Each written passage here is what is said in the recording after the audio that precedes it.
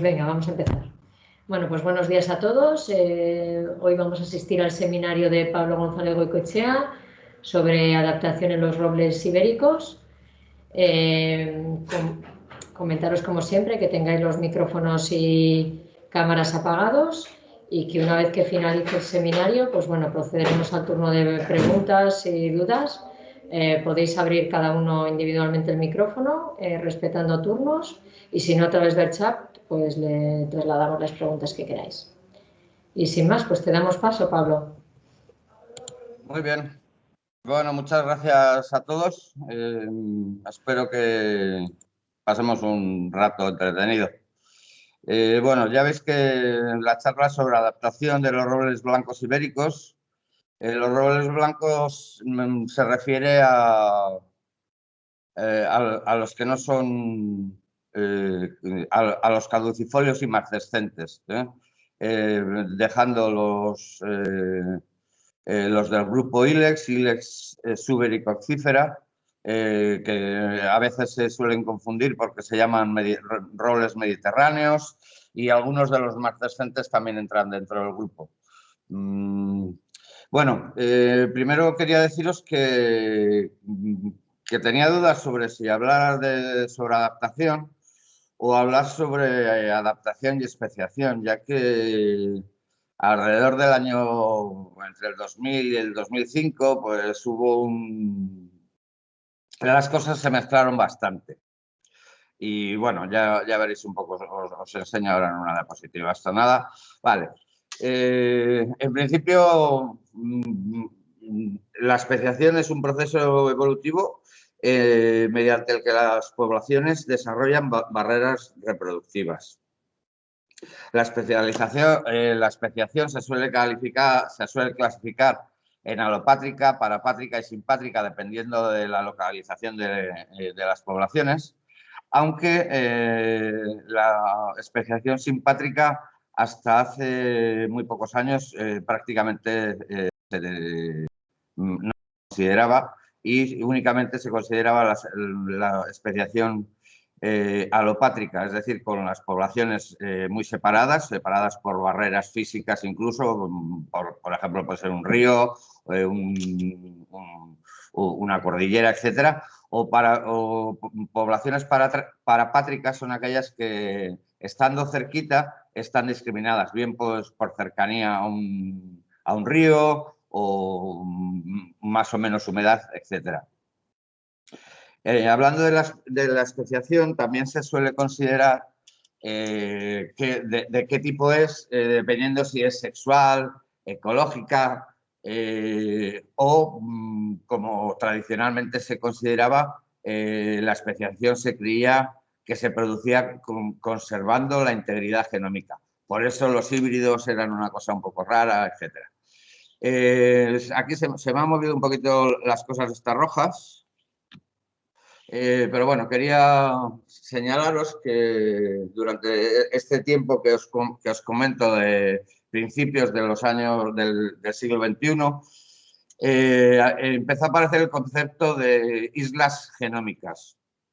Islas genómicas en concreto de divergencia. En este caso se refiere a diferentes especies de mariposas.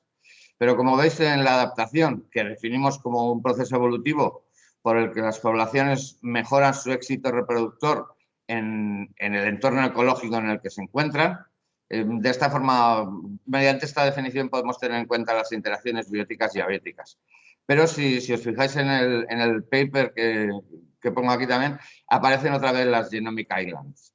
Esto es lo que os estaba comentando antes, las dudas que tenía sobre si hablar de adaptación y especiación o de una sola, porque la verdad es que casi todo el cuerpo teórico, los modelos, los desarrollos se realizaron indistintamente tanto para problemas de especiación como de adaptación.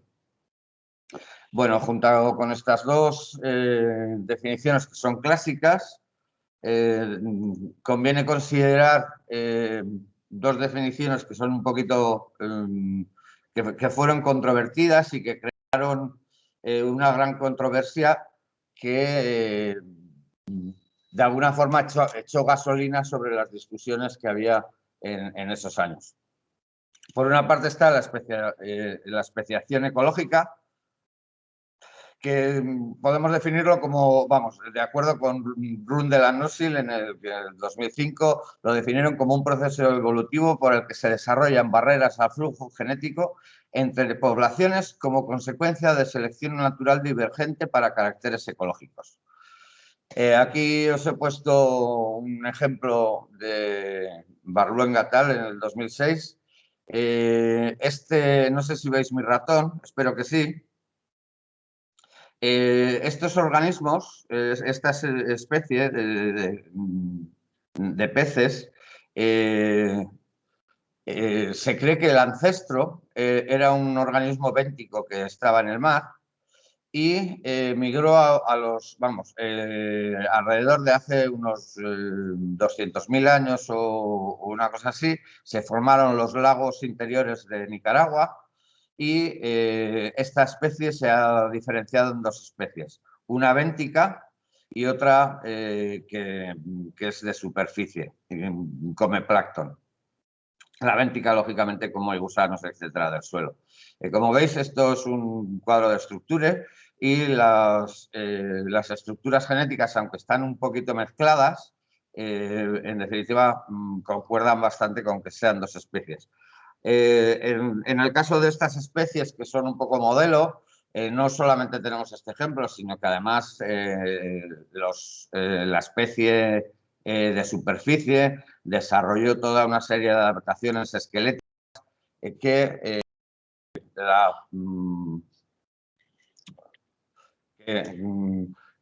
favorecían esta adaptación. Pero de cualquier forma, para considerar especiación ecológica, debe de haber selección natural divergente. Selección natural divergente es que la selección natural tira hacia dos lados diferentes para cada una de las especies.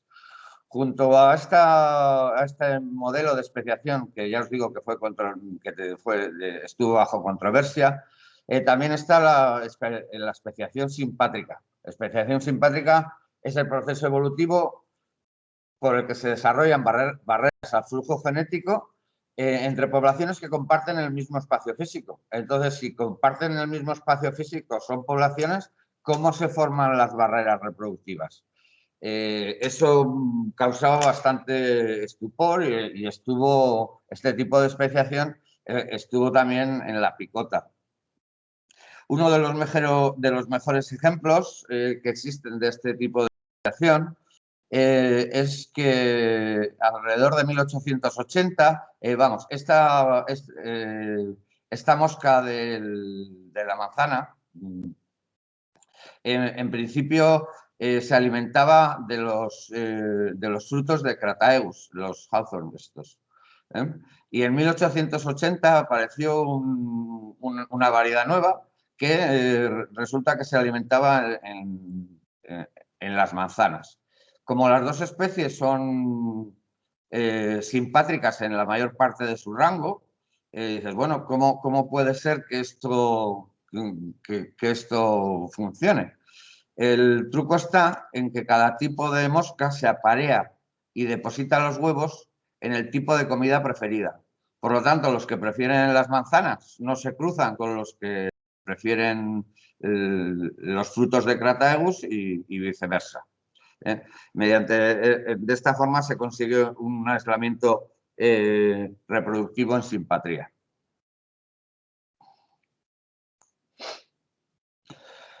Todo este jaleo que os cuento, bueno, pues al final, después de muchas discusiones, llevó a un entente, una paz, en la que se admitieron muchos de los modelos, de mejor o peor gana, y se creó la idea de que la especiación es un continuum, o bueno, se aceptó, porque eso ya, el continuo de la especiación ya viene de antes, pero tomó mucha fuerza esta idea. En la parte izquierda os enseño un ejemplo de a qué nos referimos con el continuo de la especiación. En la parte izquierda, esta pareja de mariposas viven en una zona híbrida que se extiende durante 60 kilómetros. No tienen ningún aislamiento reproductor y no tienen tampoco hábitats, diferencias entre hábitats. Por lo tanto, esto puede considerarse poblaciones o variación dentro de una misma población o poblaciones diferentes que de la misma especie que no tienen ningún problema en aparearse, en tener descendencia. En la parte central están estos tres grupos que son en Ecuador, en Perú y en la Guayana Francesa, en el que las especies ya no hibridan tan frecuentemente. Como veis aquí, las dos especies o semiespecies o lo que sean tienen hábitats diferentes, muestran hábitats diferentes y aunque no tienen ninguna barrera reproductora, el hecho de vivir en zonas diferentes hace que la frecuencia de hibridación sea relativamente escasa. Y al final del ciclo, tenemos dos especies diferentes que viven en hábitats diferentes y que tienen aislamiento reproductor intenso. En este caso ya no se formarían híbridos entre la especie Erato, que correspondería a esta de aquí, y la especie Imea. Bueno, esto es en cuanto al continuo de la especiación. Y un poco a raíz de este mensaje, yo creo que esto es bastante interesante. Perdón, joder. Creo que este cuadro de aquí es bastante interesante porque vamos, a esta gente, Rose et al, son franceses de Montpellier, lo que hicieron fue estudiar la diferenciación que había entre poblaciones o especies o lo que fuera que ya se sabían que mostraban o que eran difíciles de clasificar. Si os fijáis en el cuadro, resulta que las poblaciones las poblaciones corresponden a los cuadrados negros y las especies diferentes corresponden a las especies diferentes, pero que en muchos casos todavía hibridan y forman híbridos y que son viables, están representados mediante círculos. Pues bien, resulta que aquí hay una zona gris, que se ha pintado de gris, en la que existen este círculo rojo de aquí sería el par de especies que más hibridan y este punto negro de aquí serían el par de poblaciones que menos hibridan. Por lo tanto, en esta zona es donde tiene que estar la separación entre especies. Del gris hacia la izquierda serían poblaciones que todavía que hibridan más o menos y la parte de la derecha no hibridarían. Resulta que esto corresponde a un valor concreto de DEA que es diferenciación nucleotídica. En este caso para para mutaciones sinónimas. Y esto daría una especie de definición que no esté basada en la clasificación biológica, en la clasificación de especies, daría un valor si dices, bueno, si yo tengo dos poblaciones y tienen más de 0.1 de diferenciación, son especies diferentes. Si tienen menos de 10 elevado de 5 elevado a menos 2, perdón, de 5 elevado a menos 3, pues serían especies. Todo lo que tenga menor sería de 5 elevado a menos 3 serían la misma especie, y lo que fuera mayor de 0,05 pues serían especies distintas. Bueno, con todo esto, ¿qué pruebas tenemos de que existe adaptación en los robles? Bueno, pues siendo forestalistas, pues uno ya sabe que están los ensayos de procedencias, en los que uno recoge árboles de muchos sitios, los planta una representación de cada sitio en varios sitios. Esto, si os acordáis, bueno, estos ensayos, cuantos más sitios y más diferentes sean, más información van a dar. Por eso los ensayos de una repetición o 2 repeticiones pues suelen ser un poco miserables. Hay que apostar por más. Y a partir de aquí uno después evalúa. Y lo que se observa es que efectivamente, en este caso se refiere a la altitud, pero que los árboles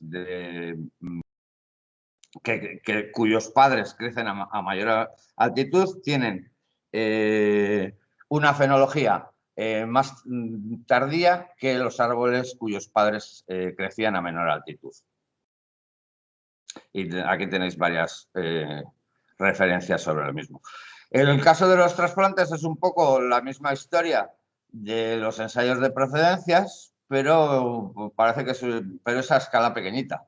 Lo que se trataría es de, en un valle, pues en un valle pirenaico, en un valle del sistema central, en algún sitio así, coger semillas del fondo del valle, llevarlas al límite de crecimiento, de donde crece esa especie, y viceversa, y ver qué es lo que sale, plantando en cada sitio semillas tanto del lugar como extrañas en los dos sitios. Se podrían realizar algunas conclusiones sobre la adaptación. Y finalmente están los análisis de asociación y los QTLs, que en principio son bastante lo mismo, solamente que hablamos de asociación cuando tenemos poblaciones naturales y hablamos de QTLs cuando tenemos un cruzamiento y una progenie. En cualquiera de los dos casos lo que hacemos es hacer una evaluación del fenotipo y la comparamos con el genotipo con el fin de obtener QTLs o zonas donde probablemente se encuentran genes que tienen lugar con la adaptación, que pueden ser más o menos grandes dependiendo del diseño experimental, el número de plantas, etc. Por lo tanto, vemos que hay pruebas de que en los robles existe adaptación al ambiente. Bueno, ¿qué pasa con los robles de la península ibérica? Pues como veis tenemos 6 especies, fundamentalmente hay una séptima, pero que vamos, no la he puesto porque es un arbusto. En Portugal puede crecer un poco más, pero en Andalucía crece como un arbusto, se llama la quejigueta. Y tenemos 6 especies que canarienses tienen muy poca representación, un poquito aquí en Cádiz y un poquito en Cataluña, quizás un poquito aquí en la Sierra de Aracena también. Quercus faginea, que domina la España mediterránea, la España caliza. Quercus humilis o pubescens, que está en la zona pirenaica. Quercus petrea, que se distribuye por la zona pirenaica y las partes generalmente sur de la cordillera cantábrica, sin haber llegado o sin haber entrado mucho en Galicia. Esto, la zona del Caurel, están los últimos ejemplares. Quercus pirenaica, que se contrapone un poco a Faginea y domina la España silícea. Y Quercus robur, que está siendo también fundamentalmente cantábrica y atlántico, y que crece mejor en los valles que en las montañas. Estas flechas de aquí, que os he puesto, las flechas marrones, indican la posibilidad de cruzamientos. Y el grosor de la flecha indicaría la frecuencia. Por lo tanto, en este caso, esta flecha gorda indicaría que la hibridación entre Faginia y Humiles es la más común entre todas las que se producen, pero como veis hay multitud de ellas. Básicamente faltan muy poquitas. Falta entre Faginia y Petrea, que es posible que lo haya, pero yo no lo he visto nunca. Pero el resto pues serán casi todas. Entre Pirenaica y Humilis tampoco he visto, vamos, pero como veis faltan muy pocas.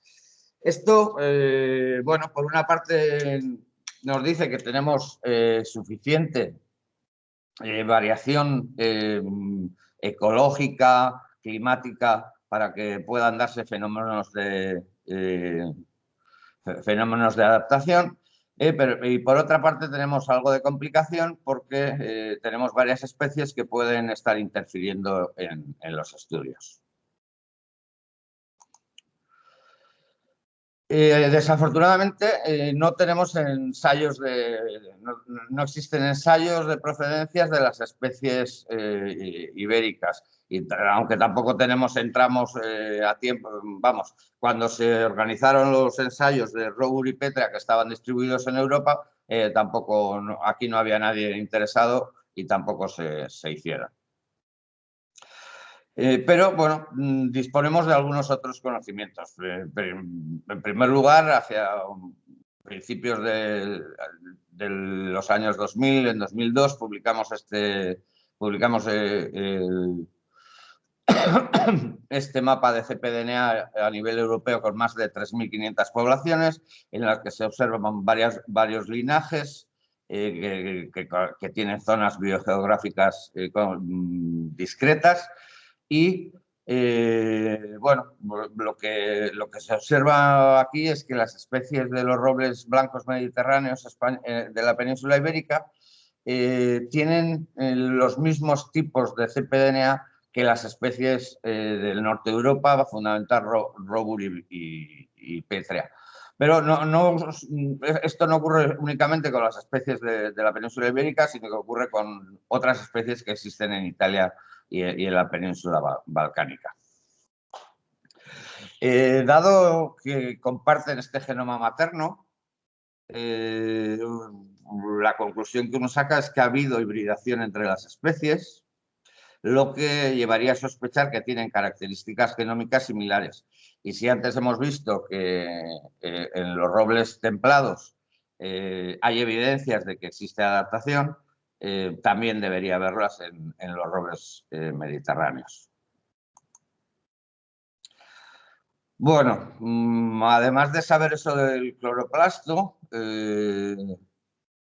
realizamos un estudio con 8 parejas, o bueno, 1, 2, 3, 4, 5 parejas, aquí casi hay otras 6. Bueno, son 16 poblaciones con 12 individuos cada uno, esto suman 192 árboles, y 8 Quercus faginea y 8 Quercus pirenaica. Poblaciones, me refiero. Utilizando 72, 78 marcadores de tipo EST-SSR. El análisis de la estructura poblacional de estas poblaciones muestra que las especies se pueden reconocer fácilmente. O sea, las franjas negras corresponden, esta primera franja negra corresponde a los 12 árboles de Quercus pirenaica de aquí, de Ancares. La franja blanca corresponde a Faginia de Cabañeros, esta otra negra a Faginia de Cabañeros. Aquí ahora vienen 3 poblaciones de Faginia, otras 3 o 4 de Pirenaica, 3 de Faginia, Pirenaica, Faginia, Pirenaica. Entonces, si los individuos se agrupan por especies, esto quiere decir que la diferencia dentro de especies es muy pequeña. para que estas diferencias sean más grandes? Porque aquí ya tenemos, esto es un estudio a nivel de estas dos especies, es de aproximadamente todo el rango. Si no observamos diferencias entre las poblaciones, podría ser porque hay muy pocas, por lo tanto no tendríamos posibilidades de observar adaptación. Bueno, a partir de una vez que sabíamos esto, realizamos escaneados genómicos, que básicamente es comparar la diferenciación de un gen o marcador con respecto al promedio de la población. Vimos que había algunos genes que eran outliers. En este cuadro de arriba son los que están a la derecha de esta raya y aquí los que están a la derecha de esta raya, que no hay ninguno en este caso, pero aquí ya veis que hay 1, 2, 3, 4, 5, al menos 6. Este es otro método, aquí abajo os enseño otro método de escaneado genómico, que aparecen también por aquí unos 3 y por aquí 4, 5, 6, 7, 8. Bueno, por lo tanto parece que somos capaces de encontrar genes que son diferentes entre especies. Y además de eso, fuimos capaces de encontrar esas islas genómicas que os anunciaba al principio, islas genómicas de diferenciación. Fuimos capaces de relacionarlas con QTLs en los cromosomas 2 y 12 y aquí os enseño una isla de diferenciación aquí a nivel haplotípico, no de marcador individual, sino de marcadores de varios marcadores juntos. En concreto, estos son 3 marcadores. Y aquí salen una serie de genes que podrían estar implicados en la especiación de estas especies. ¿Sería ecológica? Bueno, aquí hay un QTL cerquita de esta zona, sería posible. Pero bueno, con respecto a lo más importante para lo que nos interesa para la charla de hoy de todo esto, es que las especies o los individuos se apuntan al grupo de la especie a la que son, sin tener nada que ver la geografía o el ambiente en el que se desarrollan. Pero en este caso los análisis se realizaron a nivel de sumando todos los individuos Faginia y todos los individuos Pirenaica para tener unos números considerables, 96 de cada uno, 192 gametos de cada. Pero al tener únicamente 12 individuos de cada población, los estudios dentro de especies, es decir, entre poblaciones dentro de especies, no eran demasiado significativos y por eso no os pongo ningún resultado.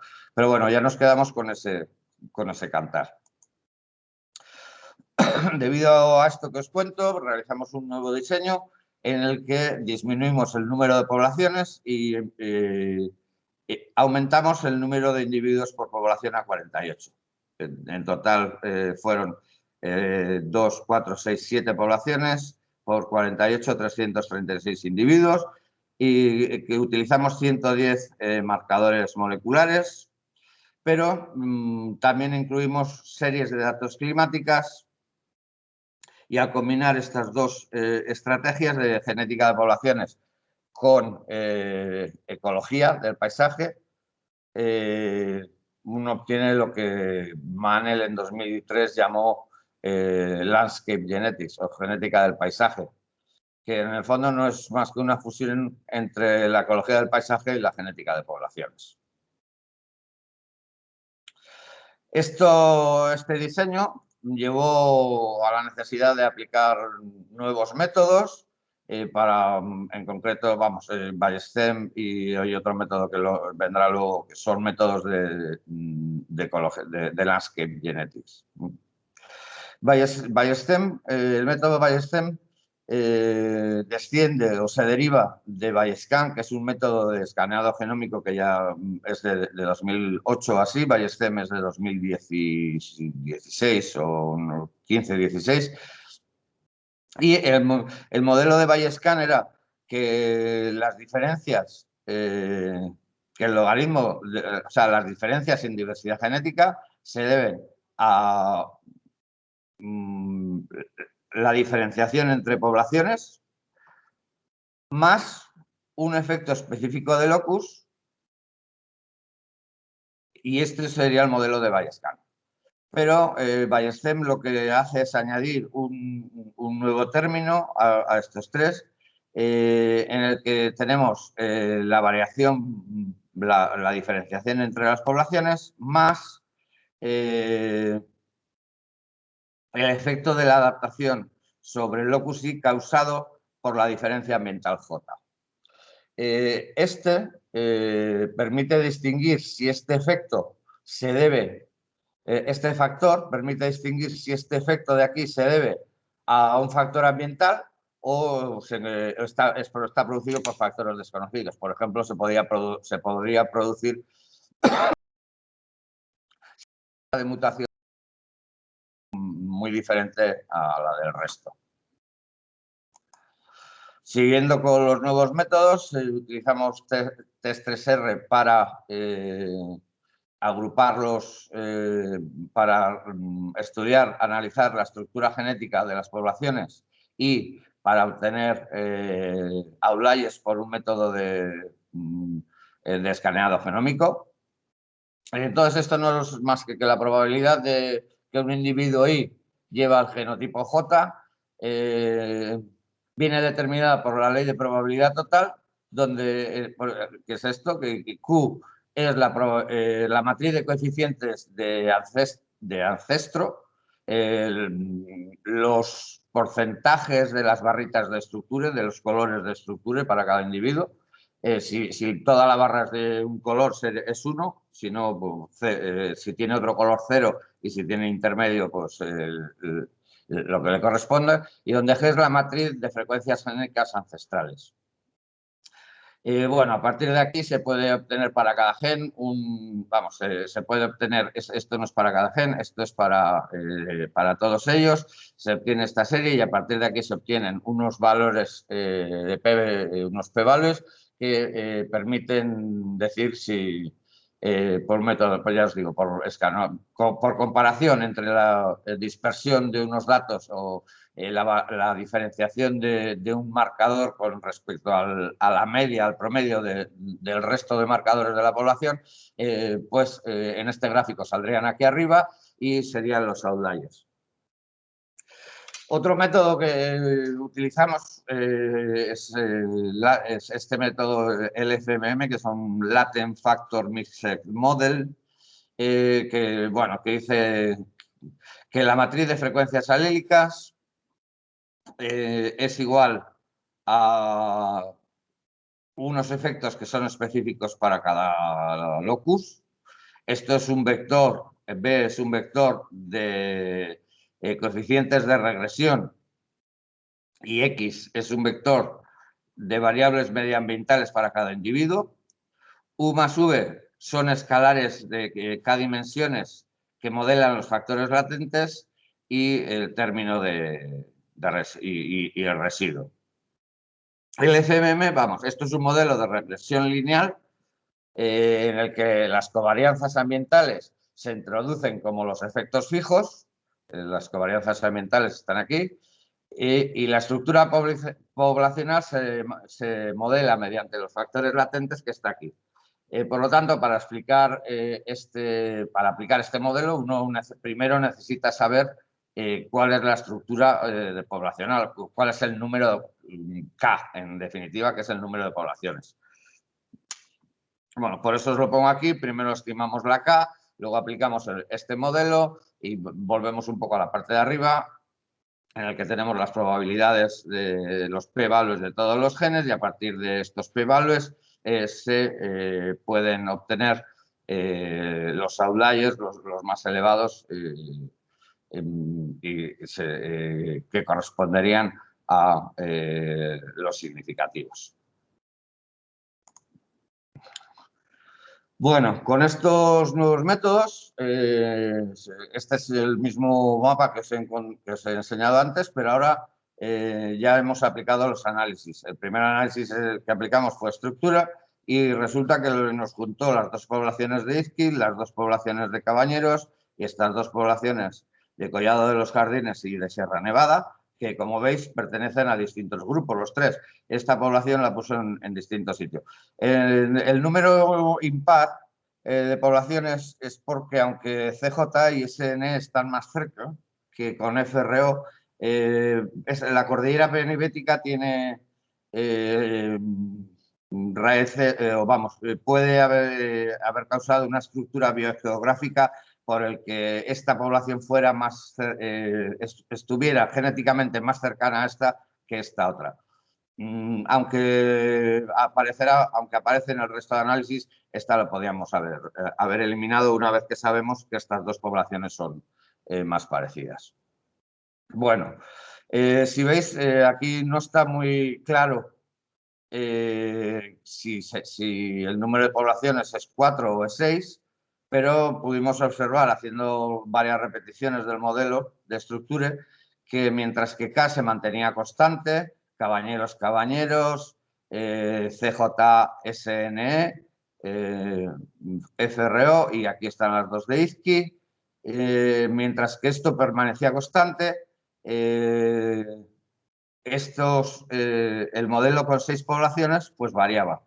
Unas veces daba una cosa y otras veces daba otra.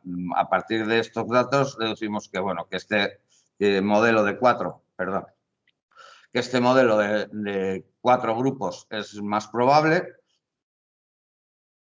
y serían el grupo de Izquil, Cabañeros, de Sierra Nevada, Los Jardines y la Fonroja. Aquí abajo os enseño el análisis con el otro, con test3R, en el que ya nos dice que el grupo de poblaciones más son 5, y aquí os pongo un poco lo que pasaría con 5 y con 4, si forzamos que K sea 4. Con K igual a 5 obtenemos la misma estructura que obtenemos aquí, excepto que esta población, que es las dos poblaciones verdes que están en verde, aquí en este gráfico de K igual a 4, aquí se han separado. Esta es verde y esta es marrón, pero por el resto son igual. K igual a 4, con K igual a 4 estas dos poblaciones se hacen más parecidas, pero empieza a haber mucha más hibridación entre el resto de poblaciones que tampoco que al menos no se observa visualmente. Y bueno, estos son unos mapitas un poco para rellenar el cuadro, que indicarían qué zonas o cómo se repartirían estas estructuras genéticas. Sorpresa, porque al contrario de lo que nos había pasado antes, resulta que las poblaciones más cercanas son las más parecidas, aunque correspondan a especies diferentes. Y no se reconoce el patrón de especies que teníamos en el ejemplo que habíamos visto antes, cuando teníamos más poblaciones de cada especie con menos individuos por población. De hecho, veis que aquí hay 4 o 5 grupos, pero únicamente estamos trabajando con 2 especies.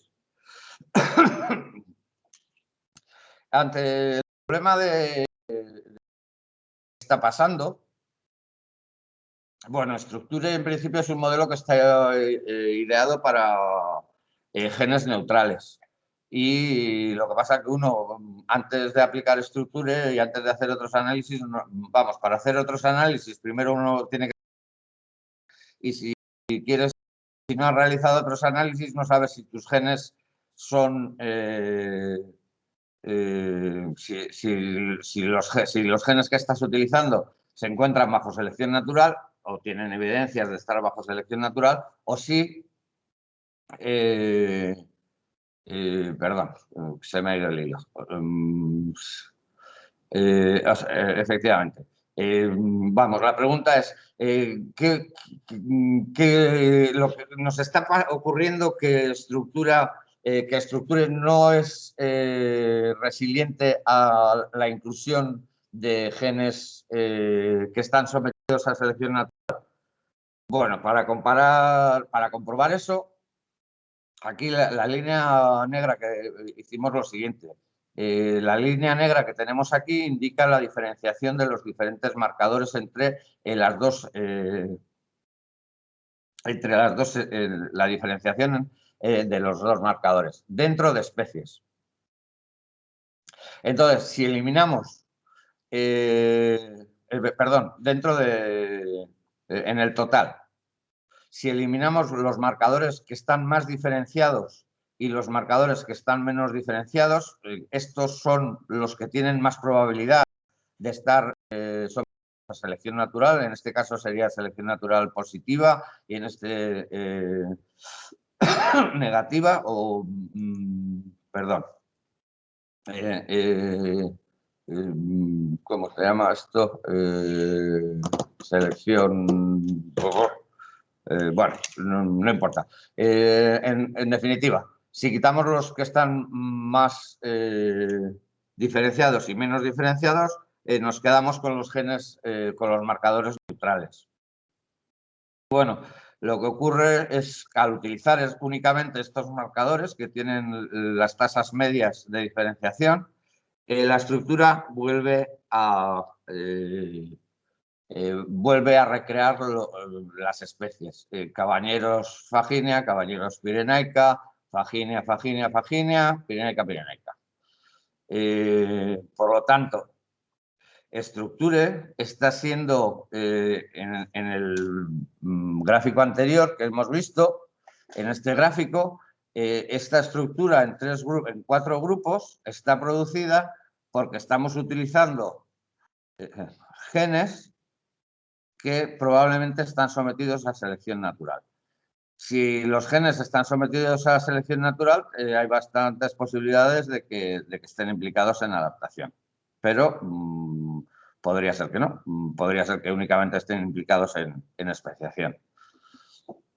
Bueno, aquí tenéis los resultados del escaneado genómico con Bayescan dentro de especies. La parte de arriba es para Quercus faginea, la parte inferior para Quercus pirenaica.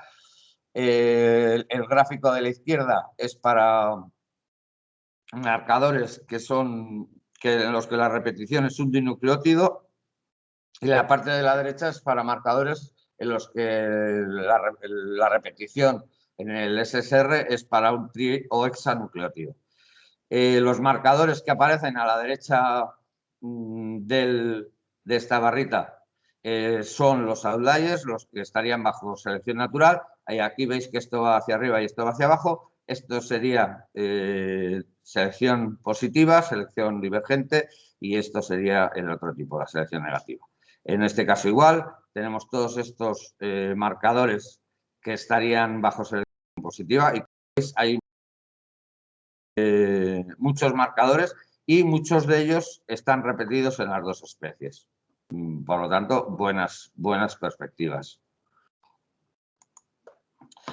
Pues esto os enseña un poquito los resultados del modelo mixto de factores latentes para el caso de faginea. En este caso se utiliza para cada... tenemos que hacer con el número máximo atendiendo a las a los valores de K, tenemos que utilizar cada variable climática por separado. Esto he puesto aquí 4, pero podrían ser bastantes. Y ahora tenemos que seleccionar uno de estos histogramas que refleje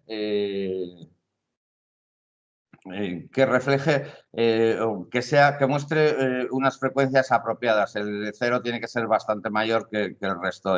Si os fijáis un poco, es lo que tratamos de conseguir con estos que son los elegidos.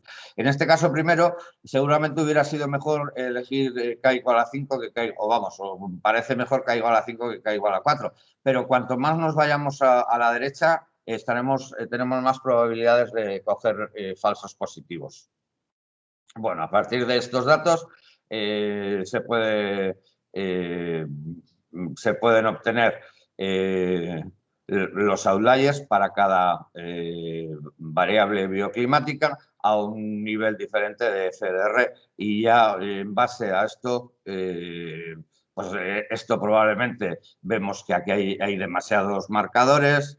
Entre esto y esto, pues hay pocas diferencias, pero bueno, pues para ser un poco conservadores y no tener problemas con los falsos positivos, pues en este caso cogería este FDR. Para la BioClim 2, pues pasa un poco lo mismo, aquí tenemos demasiados marcadores, esto y esto ya empieza a ser muy parecido y esto son casi iguales, por lo tanto, parece que este nivel de FDR 0.001 sería el más adecuado para estos datos.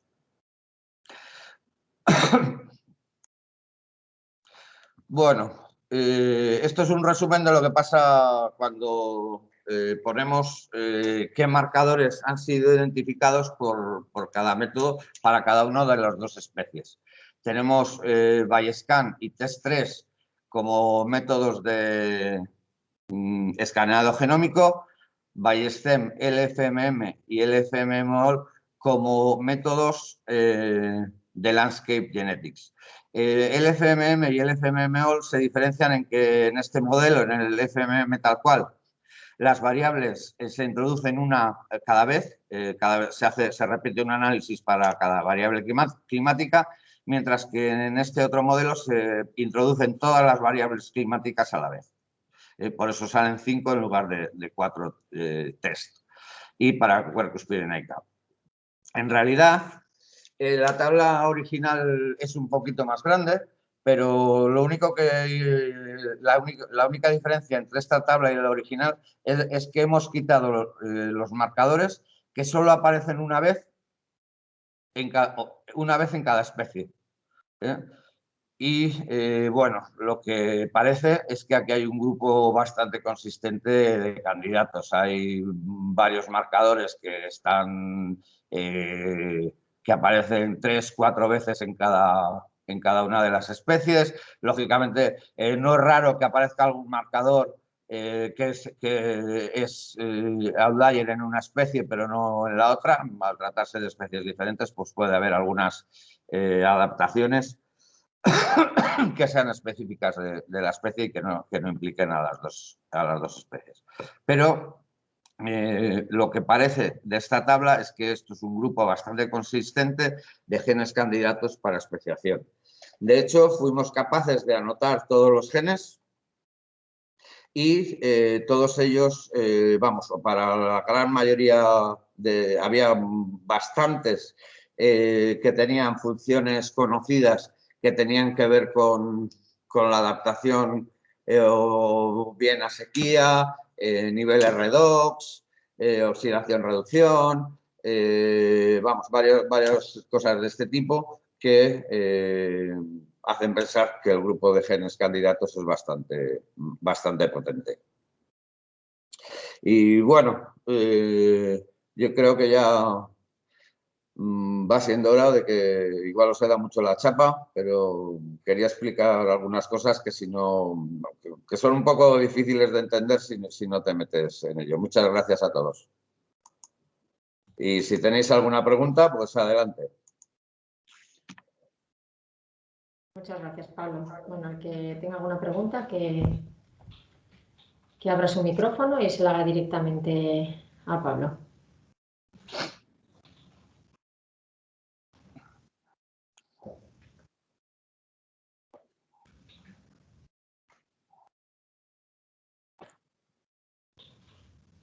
A ver. A ver quién se anima. Venga, Miquel. A ver, hola Pablo. Gracias por tu charla y pues mira, igual una pregunta sí que te voy a hacer y es, no sé si me escucha. Sí, perfectamente. Sí. Vale. Tenías por ahí un gráfico en el que estabas diciendo estos marcadores son neutrales y estos están sometidos a selección natural, pero ¿de qué manera mides eso? O sea, ¿de qué manera dices estos de aquí? O sea, ¿cómo has medido ese gráfico?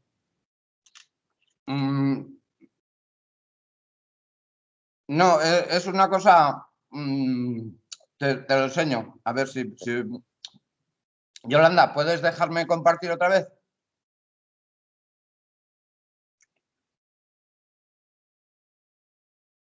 No, no está medido, níquel. Cuando las frecuencias alílicas, los histogramas de frecuencias alílicas son como de tipo L, eso quiere decir que los más diferenciados podrían estar bajo selección natural, Sí. Divergente, positiva. Sí. Y los menos diferenciados podrían estar bajo selección natural, ¿cómo se llama? Joder, se me ha ido santo al cielo. Balanceadora. En la selección natural balanceadora tiende a igualar las frecuencias génicas, por lo tanto, la diferenciación es muy pequeña. Sí. Y la selección... ¿Perdona? No, sí, que que Y la selección positiva, la selección disruptiva, tiende a que las frecuencias, a que la diferenciación sea muy grande. Por lo tanto, vale. Si hay genes que están bajo selección natural, lógicamente estarán en uno de los dos extremos. Vale, y esta diferenciación es dentro de la especie, quiero decir, no lo hace sobre el total de las dos especies, ¿no? O sea, cuando estás hablando de esos marcadores. Sí, pero vamos, como había que hacer todos los datos a la vez, Sí. Está considerado todo. Vale. Porque si no, no hubiéramos podido hacer estructura otra vez con las dos especies y para ver si obteníamos la señal de especie en lugar de la señal de sitio. Vale, gracias, Pablo.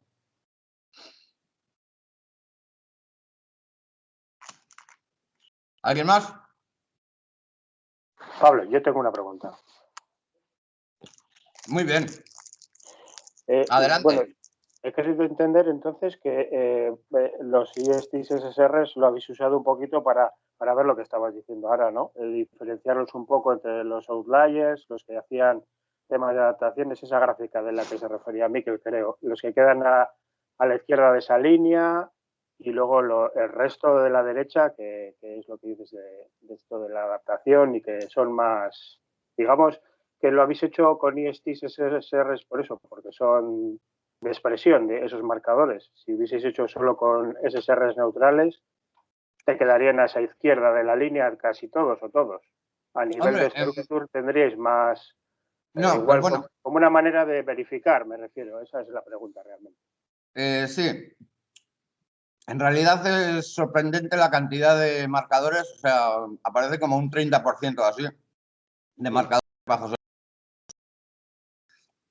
Sí. Pero a favor de eso está el que, vamos, nosotros los cogimos un poco al azar por la posición en la que estaban en el grupo en los grupos de ligamiento. Solo miramos la anotación después de que habíamos hecho los análisis para ver qué eran los outliers, a qué genes correspondían.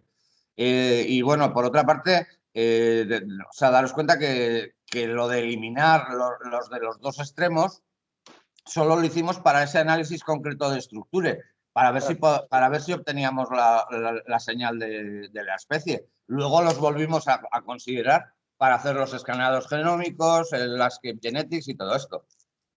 Claro. Me refería a eso, a una manera de verificar esa estructura, digamos, solo con... Sí, pero al final utilizamos 3 o 4 SSR nucleares y resulta que al final, como que ya teníamos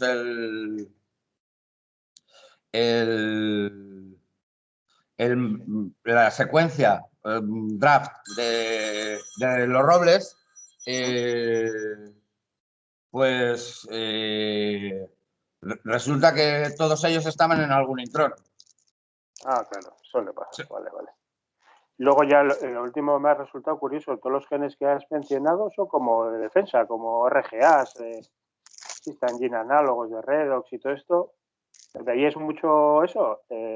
cuando anotaba. No, ahí, a ver, está Col 2, que tiene que ver en principio con la percepción de la luz. Ah, vale, bien más. Ahí, vamos, tengo la anotación por ahí, si quieres ya te la enseño un día. Pero vamos, hay algunos, hay un poco de todos los grupos, ¿eh? Hay brasinosteroides, hay función más o menos relacionada con estrés. Ya veo, un poco de todo. Sí, luego hay algunos de metabolismo y tal, que dices, bueno, al final si la adaptación igual es tipo un síndrome, ¿no? No medio te adaptas a un sitio, no, si te adaptas ya cambias todo de repente. Claro. Y bueno, vale. La verdad es que había eso, algún regulador también. Pero vamos, bastante buena pinta. Sí, está muy bien. Vale, eso era, pues gracias. A ti.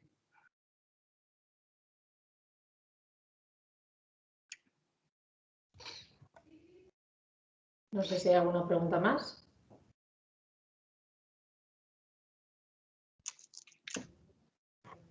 Bueno, pues si nada, si a alguien se le ocurre alguna cosa, que no, aunque sea otro día, pues ya sabéis dónde estoy.